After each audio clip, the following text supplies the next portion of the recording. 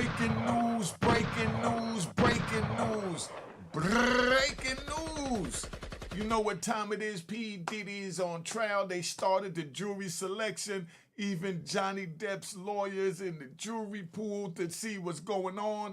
Yo, sit back. We're going to ride this. I got his children up because I'm going to speak on what it's like for the children dealing with a parent that goes through this.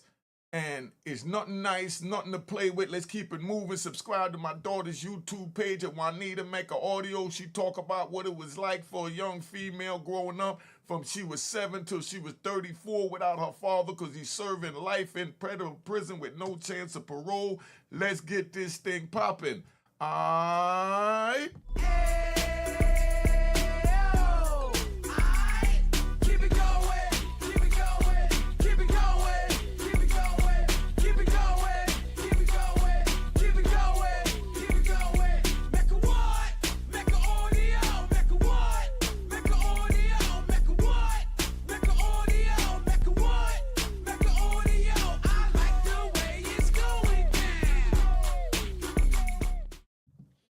You know what it is. Unique Mecca Audio, man. We're going to go with this. This is P Diddy on trial. Johnny Depp's lawyer on jury selection in the ex-trafficking case of P Diddy. Do y'all think P Diddy will win or lose? We're going to get into this. This is where we at. Let's get going. All right. You know what time it is. Y'all sure you ready now? All right. Because I'm just letting you know now that this is a hard time for anyone to have to go through a trial looking at life in prison, much less somebody that was a billionaire sitting on the top. So we're going to break that down. I'm going to give you my real, true life experiences of dealing with the exact same charges. All right? Sean Diddy Combs was back in court today alongside his ever-expanding team of high-powered lawyers. We talked about how he added another lawyer yesterday, Nicole Westmoreland, but he was back for day 3 of jury selection. And it has been a fascinating process to go through over, 100 potential prospective jurors to get to about 45 jurors or so before that number is then whittled down to 12 jurors and 6 alternates. And reporting is a bit mixed on this, but by the end of the day on Monday, we believe 19 prospective jurors move forward. And then yesterday, we're seeing reporting that 16 move forward. So you have men, women, according to USA Today, wide range of people from their 30s to their 80s, those in the fields of design, medicine, social work, manufacturing. Apparently, they get their news from a variety of different outlets, including on YouTube and social media. Did they watch Sidebar? I don't know. They shouldn't be watching it now. They shouldn't be watching it anymore for the next 8 weeks, especially if they're selected. Well, only if they're selected. But that is how long we think this trial is going to last, by the way. 8 weeks with opening scheduled for May 12th. And remember what we're talking about here. Combs faces 5 federal charges. He's accused of running a criminal enterprise that was focused on his sexual needs and desires, hiring sex workers, procuring drugs and baby oil, setting up. So he's on trial for his sexual orientation. Do y'all think that's fair? Just put it in the comments. Hotel rooms for elaborate sex parties called freak-offs. We expect that multiple alleged victims, including his ex-girlfriend Cassandra Ventura, who we believe to be victim 1 in the case, to testify against him, that they felt forced or coerced to participate in these sexual episodes. He's facing racketeering conspiracy, sex trafficking, transportation to engage in prostitution charges, potentially life in prison if convicted. And Combs, as we know, has been behind at the Metropolitan Detention Center, the MDC out in Brooklyn, since his arrest last fall. And again, here and the MDC ain't no joke. They making it like it's so bad, right? Let's ride. They making it like MDC so bad. I mean, I was there and it was no different than any other jail. And to be honest, it was quite pleasurable for a prison. You know, I mean, you're in the town, everybody there knows you because everybody that works there is from the town. Because when they build prisons, they make sure that they hire the people within a certain radius because that's the reason for them bringing the prison into the area to increase the job population. So I didn't see it as bad as they see it, but it was messed up, but so was every other federal joint. You know what I mean? So I can't pick out MDC and say it was worse than the other, you know? All right. At Sidebar, we plan to cover every aspect of this trial. After all, we have been covering this Sean Combs saga since Ventura first sued him back in November of 2023. Do you think Cassie, when she sued him, that Diddy should have just paid her the little $30 million and got it over and he wouldn't have been this far? Or do you think if he would have paid the $30 million, he would have still been here? But if he would have paid the $30 million, they wouldn't have had to drop the tape from CNN and wouldn't have put the roller coaster ride and an extra nail in his coffin for this legal situation. So with all that in mind, now I want to bring on a special guest. I want to bring on trial attorney Ben Chew, who famously represented Johnny Depp in his high-profile celebrity trial a few years back. Ben, so good to see you. Thanks for taking the time. Well, you're welcome. Great to see you, Jesse. So, Ben, what do you make so far of the jury selection process? As somebody who went through a jury selection for a high-profile celebrity in a high-profile case, what do you make of what we're seeing so far? Well, it's taking longer than I would have expected. In the case of Depp v. Heard, everybody wanted to serve on the jury. So in many cases, as you know, jurors are trying to make excuses as to why they can't sit through a long trial. And 8 weeks, as you say, is a very long trial. But in these celebrity trials, I think people are more inclined to want to serve as a juror. So I'm a little surprised it's taken as long as it has. Well, I'll talk about some of the reasons why they're being excused, but that's interesting you say that, because look, there was a lot of attention on your trial. A lot of people were interested in it. You get a front row seat if you're sitting in the jury. I wonder if this is a bit different, right? So it's 8 weeks, criminal trial, very tough subject matter, video evidence, and I wonder if it's a bit different. And by the way, maybe they're nervous of sitting on a jury like this, too. I mean, it's hard to get into people's minds, but do you think that the criminal aspect of this might play a difference? Yeah, that's a great point. In a civil trial, all that's really at stake is money. Also, in our case, it was reputation. Sure. So it was existential for our client. But I think that's a great point. When there is a prospect of somebody losing his or her liberty, that's a pretty weighty issue. Now, if you're representing a celebrity like Sean Combs, whose name has been dragged through the mud in the last year and a half, 2 years, put that to the side. Who do you want as a juror on this case? For a celebrity client, celebrity defendant, who do you want on this jury? I think you want somebody who wants to serve, someone eager to serve, because that suggests that person might be inclined toward a celebrity like Diddy. I would also, in this case, I would want men, not because men support abuse, but I could see this being very difficult for women jurors. I would want younger jurors as well. I don't know that older jurors would be good for him. See, in other words, right, the jury selection, because we riding, and I break it down so that we understand what we're saying, from where we at. Jury selection is a time where you get 12 jurors and 6 alternates. That's going to be, the jury of your peer to decide on your fate. So you try and get people from your cultural background, your neighborhood, your spiritual belief, and could understand what it is that you went through. And that's why they say that it'd be hard for women. Because imagine a woman up there seeing the Cassie tape, with the hotel lobby. Right there. Put in the comments how you think a woman would respond to that, But that's what it is. And then you don't want to get no older person, especially older female. But you don't want the older person because they're looking at things different, because their morals and their upbringing and where they came from is much different than when,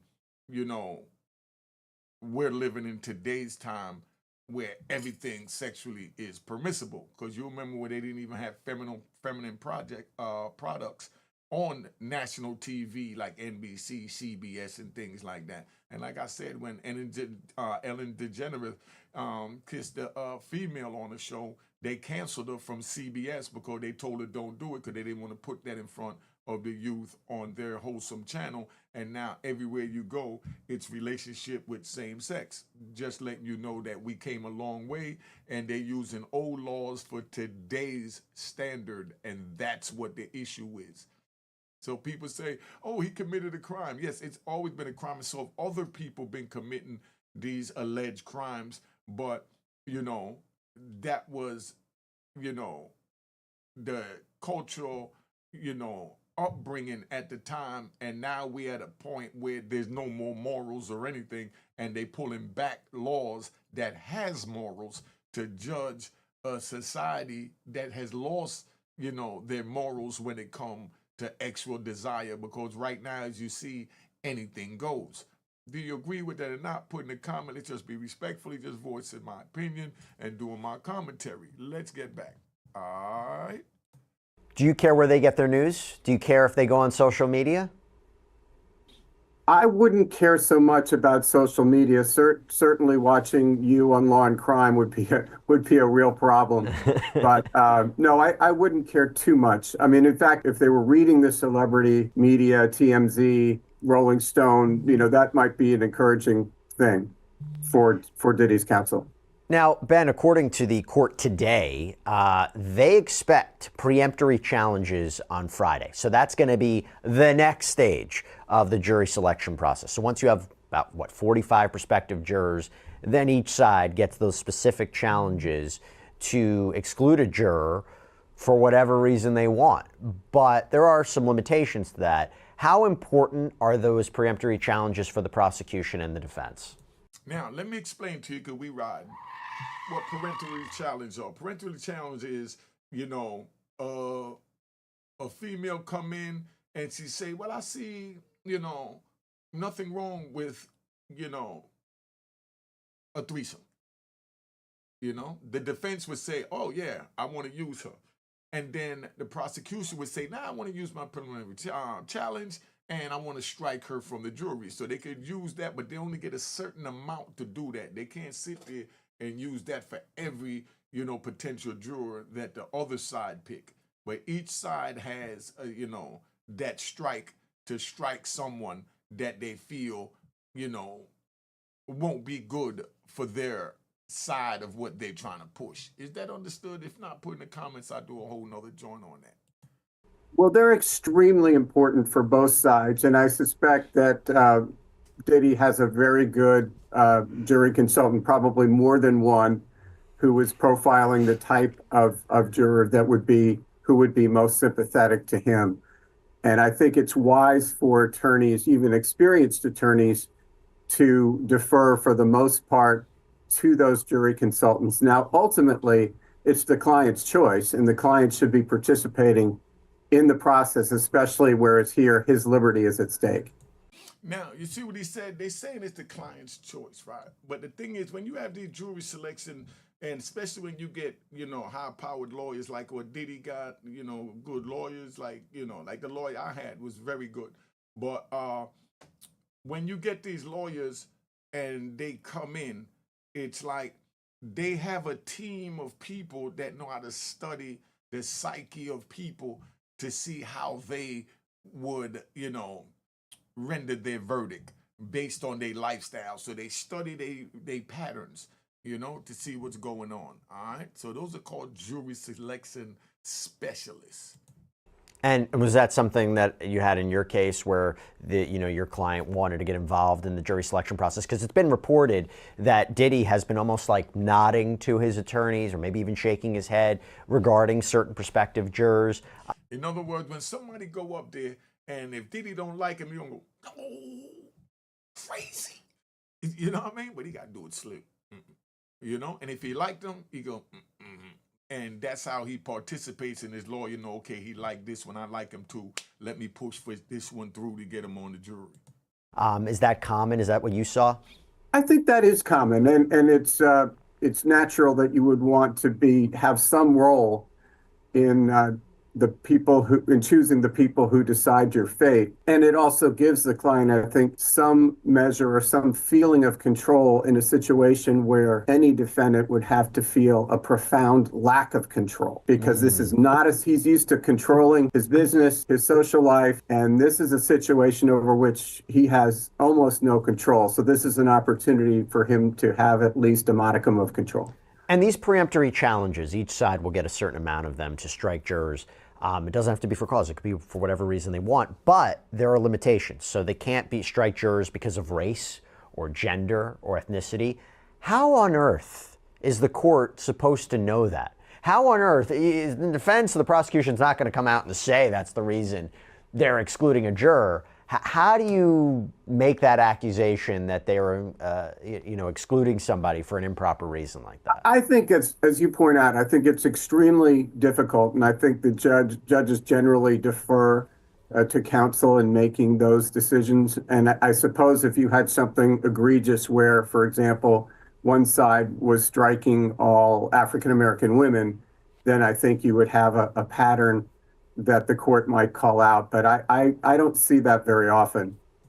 So in other words, if every African American woman that comes up and is a potential juror, and they say the prosecution want them, and Diddy's defense team is saying, nah, I don't want to use the strike. Then the judge would be like, hold on, because now it's like you can't sit and say you don't want any African American woman because our society is made up from a melting pot of people.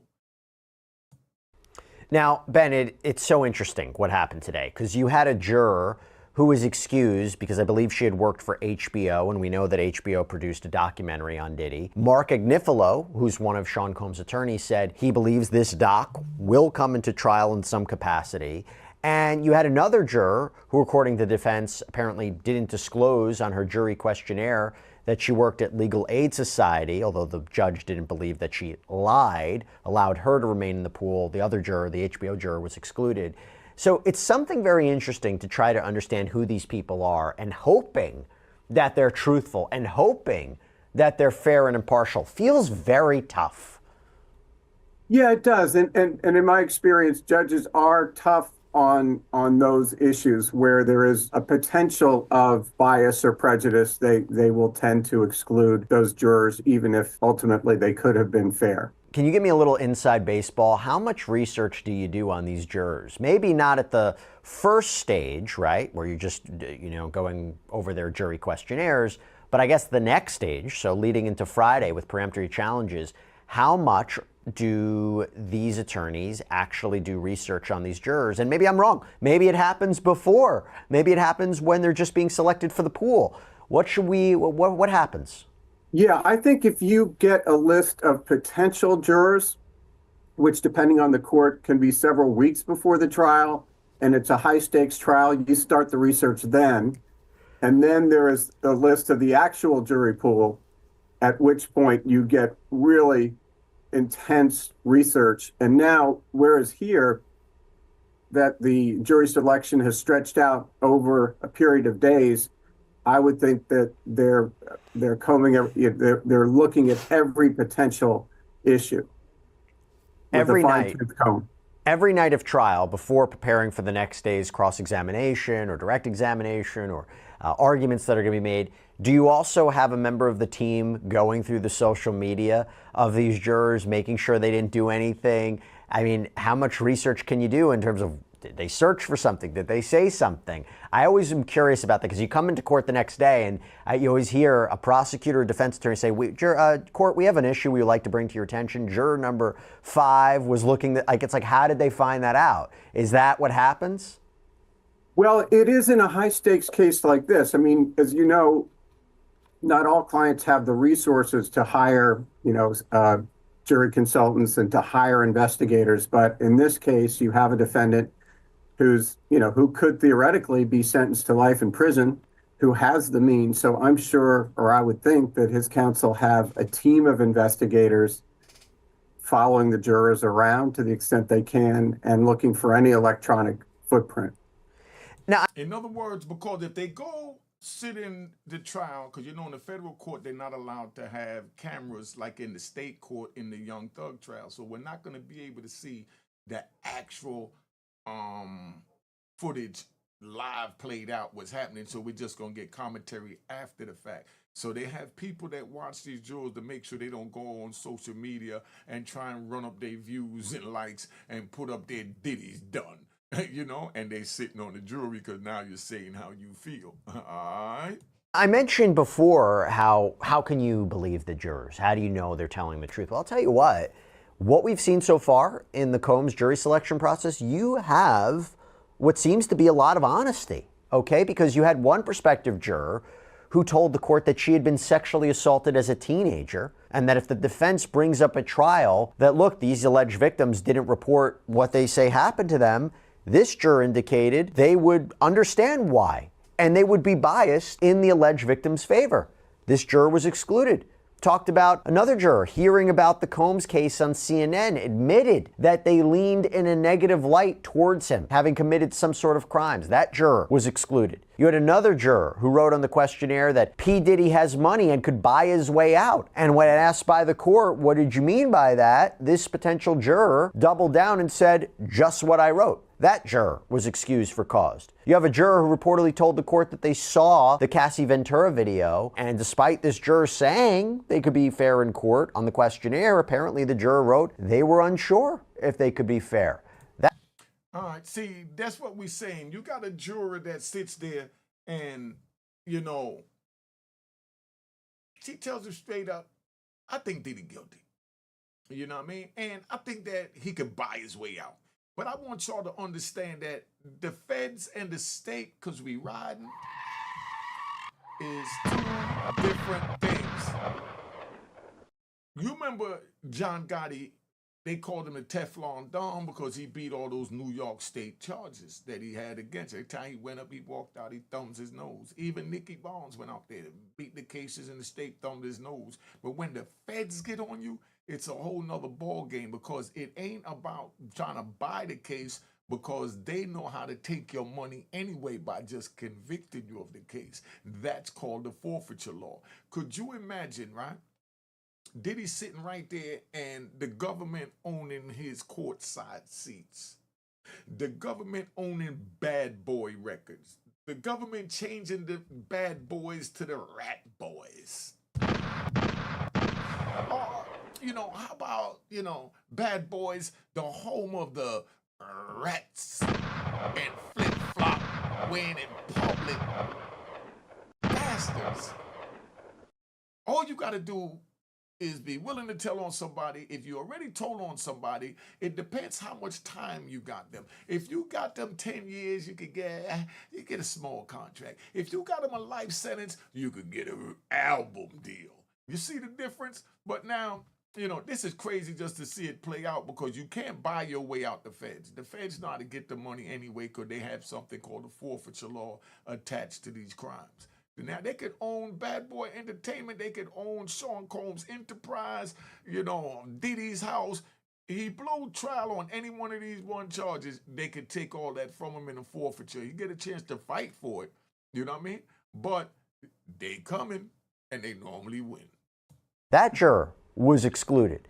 So Ben, you know, someone could look at it and say, oh, they're just saying whatever they need to say to get off the jury, but maybe I'm not cynical and I'm taking as truthful everything they say. Kudos to them, right? Jesse, I agree. And that's been my experience. I think people take the oath very seriously, and they see jury service, honest jury service, as part of their civic duty. So that's my experience, too, that the jurors tend to be forthcoming. And I don't think that this is a case, even though some people wouldn't be disinclined to serve on a criminal case, I don't think this is the type of case that there'd be a lot of jurors trying to get out of service. Do you think? Word. Ain't nobody trying to get out of that, because whoever get on this jury selection and be selected to sit in the trial, they gonna have movie deal, book deal, all kinds of deals to tell what it was like going on in the back as the jurors get to battle with each other about who thinks he's guilty and who thinks he's not.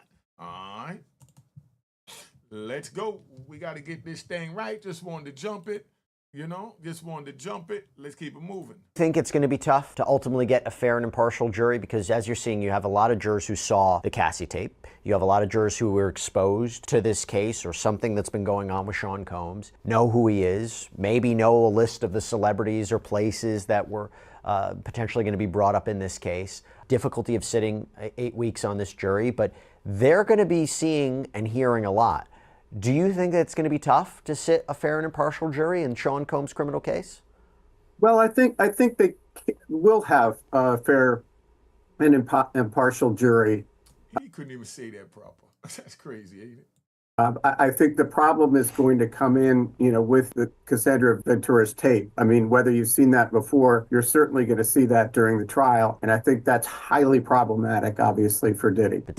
Hold up. Hey, do y'all think this is the only tape? Because the word on the street is that this is the only video. They don't have no freak offs except for some freak tape that Cassie, turned over to them of them having consensual, freak off. If all they're talking about is that, do you think there's more tapes, more damaging tapes like this? Put it in the comments. Let me know if you think there's more damaging tapes. I've seen it before or not. Yeah, because the prosecution is saying she was not only running away from Combs, she was running away from a freak-off that they were. And Diddy said that she was running away because she stole a bunch of his, took a bunch of it, because she ain't got to steal nothing, so we're not saying that. What Diddy saying, she took a bunch of his jewelry and was leaving, so of course that made him come out and act a fool, so he grabbed her and his jewelry and dragged her back in. Do y'all believe that? That's what they saying, that she was leaving. He didn't mind her leaving. Like, get out. I don't give a crap if you leave out. Now he jumps in the shower. Now she getting ready to leave. He said, oh, man, I left my jewelry up there. And she always talking about taking my jewelry for this and that. Let me go get my thing, because I'm the one that brought her that jewelry. She ain't allowed to have it. Because, the jewelry that he buys her, you know how some men, they feel like they give a woman something, and when they break up, the woman is supposed to give it back. Like, they're going to give that to the next woman. And the crazy part is the next woman would take the jewelry that came from another woman just because it's jewelry, and they don't give a crap. You ladies watching, would you take the jewelry that, your man took from his ex-girl that he had bought for her when she was in love? Put it in the comments. Let me know. All right? And don't go fake it now. Let's say your man took back a 10-carat ring, worth $4 million, and then now he wants to give it back to you, but it's the same engagement ring that he picked out for the other young lady. Would you take this $4 million ring, or would you tell him, go shove it, go buy me my own, keep it gangster? There was a sex worker in that hotel room. That goes to the charge of sex trafficking, and also racketeering, because sex trafficking is a part of that as well. Okay, so the trial's about to start. We know that Sean Combs early in the week said to the court, I'm feeling a little nervous today. Let's say openings begin day 1, May 12th, okay? What do you advise your celebrity client to do and not to do as this trial begins and progresses for 8 weeks? Pray and pray and pray, and don't stop praying. That's what you don't do. All right? I would remind him to remember that every second he is in the courtroom, at least one juror, and probably more, are going to be looking at him. So he should act as if he were testifying every second he's in the courtroom. And given the nature of the seriousness of the charges and the fact that they're going to be seeing this video, which is very disturbing, I think he should avoid a lot of, I think he should avoid any levity, because I think that will definitely be off-putting to certain members of the jury. This is not a case where you can have light moments, at least on his side. Do you think he takes the stand? He took the stand in his other criminal trial 25 years ago. Very different kind of case. It's, some would say, quite a risk to do it here. You think he takes the stand? I think he does. I mean, as you know, the general rule, if you're a criminal defendant, is not to take the stand. But because the judge has ruled that tape comes in, and in that regard, the only saving grace, minor saving grace, is that there's no audio on the tape, that it's a pretty high quality tape. Knowing that that's coming in, I think he has to take the stand and explain that. I mean, going back to the issue of celebrity client, you have a tension between image and what's best for the public image in the court of public opinion and what's better for the client. His apology was probably done to help his image, but I think it will hurt him in the criminal trial. And I think that's another factor which requires him to testify, because you have not only the video, but you have the prior apology coming into evidence, and that wasn't a very good apology. No, and I will tell you that. Do y'all think that was a good apology that Diddy did, or you don't think it was a good apology? Put that in the comments. Oh, that what version will be shown to the jury has been part of a lot of litigation leading into this trial, that it's not going to be necessarily the CNN tape, but you might have the raw version or cell phone version. So it's going to be interesting to see what the jury sees. Real quick, Ben, 30 seconds. Do you think that this is a strong case against Sean Combs? Sure, this is the Southern District of New York. They have a lot of evidence, a lot of digital evidence, testimonial evidence, but at the same time, I've spoken to people, I've thought about it myself. Racketeering, sex trafficking, those are very specific charges, very specific elements. And I do wonder if at the end of the day, maybe even the complexity of those charges or what's actually being alleged, does it fit? Does it actually match for that? And maybe transportation to engage in prostitution is more the easier one, but I don't know. You tell me. It's a great question, and I think the jury instructions are going to be crucial, and they're going to be highly technical. And in my experience, the juries really do try to follow the judge's instructions. So I could see an acquittal or a hung jury on some of these more complex charges. There's a possibility that this has been overcharged, but I think some of the counts are stronger than others, as you point out. Well, we shall see. We first got to get a... All right, so we should see. What do you think is going to happen with the Diddy trial? Do you think Diddy's going to be found guilty, not guilty? You know, we already know that 98% of y'all feel that he's guilty just from the different social media sites that you've been looking at and the Cassie video. So put it in the comments. This is sponsored by Cashbox, coming out in June. Let's keep it moving. Let's get out of here. Cheers, cheers, toast the crime, toast the crime, the crime, the crime, the crime. What?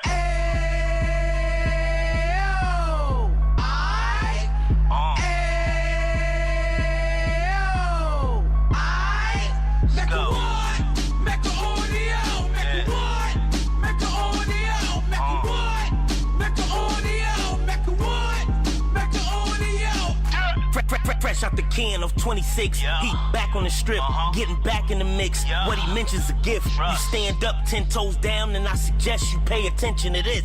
Real. Take a little gully posse and put it in Harlem. He cut from the bottom, came up from the bottom. Drop the book, you should go and get it. The Instagram page and the YouTube, you could go and visit. Then you could consider yourself LinkedIn. Sit front row and get Jews from a kingpin. How he went through it, so you ain't gotta go do it. To not pay attention would be stupid. Talking about a man that probably put your grandfather on. Probably the reason that him and your grams got along. A man that generated millions on the block, did his time, never squilling to the cops, make an audio.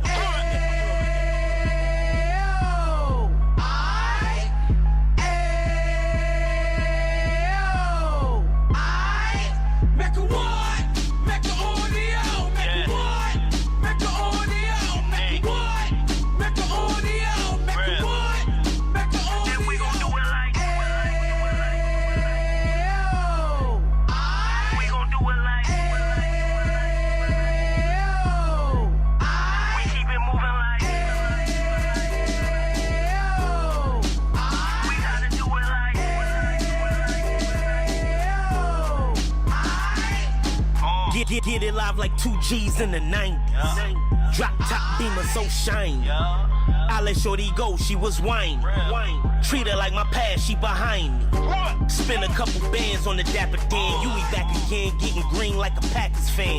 No cap, it's a roaring uptown. They be horn uptown, Dominican bust downs. Now we on the positive, we got a lot to give. Now he trying to stop the kids from being inoperative. So take heed, homie, lend a ear. He started in uptown, he gon' finish dead. But now it ain't about selling drugs, buying cars. It's about buying property to make the community yours, so we can give back to the... Cheers, cheers, toast the crime, the crime, the crime, the crime.